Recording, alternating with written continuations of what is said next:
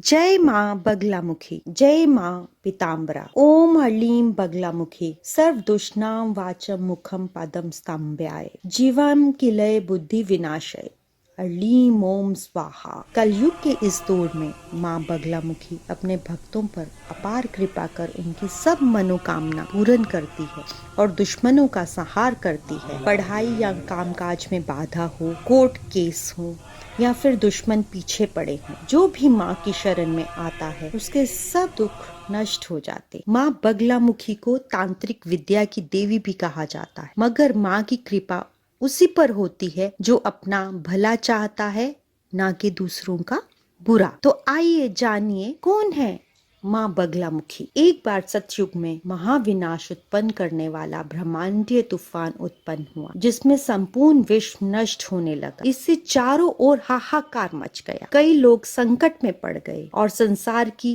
रक्षा करना असंभव हो गया। ये तूफान सब कुछ नष्ट भ्रष्ट करता हुआ आगे बढ़ता जा रहा, जिसे देखकर भगवान विष्णु जी चिंतित हो उठे। एक रात्रि को देवी बगलामुखी के रूप में प्रकट हुई।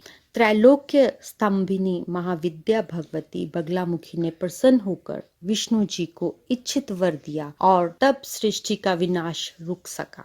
देवी बगलामुखी को वीर रति भी कहा जाता, क्योंकि देवी स्वयं ब्रह्मास्त्र रूपिणी है। इनके शिव को महारुद्र कहा जाता, इसीलिए देवी सिद्ध विद्या है। तांत्रिक इन्हें स्तंभन की देवी मानते। गृहस्थों के लिए देवी समस्त प्रकार के संशयों का शमन करने वाली है। हनुमान जी और भैरव बाबा माँ बगलामुखी की द्वारपाल हैं। माँ से पहले उनकी पूजा की जाती है। माँ बगलामुखी की और भी कई प्रसिद्ध कहानियां मिलती हैं। भारत में माँ के कई प्रसिद्ध स्थान हैं, जिनमें हिमाचल के कांगड़ा में बनकुंडी जिला, मध्य प्रदेश के ग्वालियर, वहीं माँ का एक सुंदर मंदिर जम्मू शहर के अखनूर रोड पर पलोड़ा में स्थित है। इस मंदिर के महंत श्री नारायण दास जी हैं और सेवादार श्री श्यामलाल वर्मा जी। क्योंकि माँ बगलामुखी को पीला रंग अति प्रिय है और गुरुवार उनका प्रिय दिन है, इसीलिए माँ को पीले वस्त्र,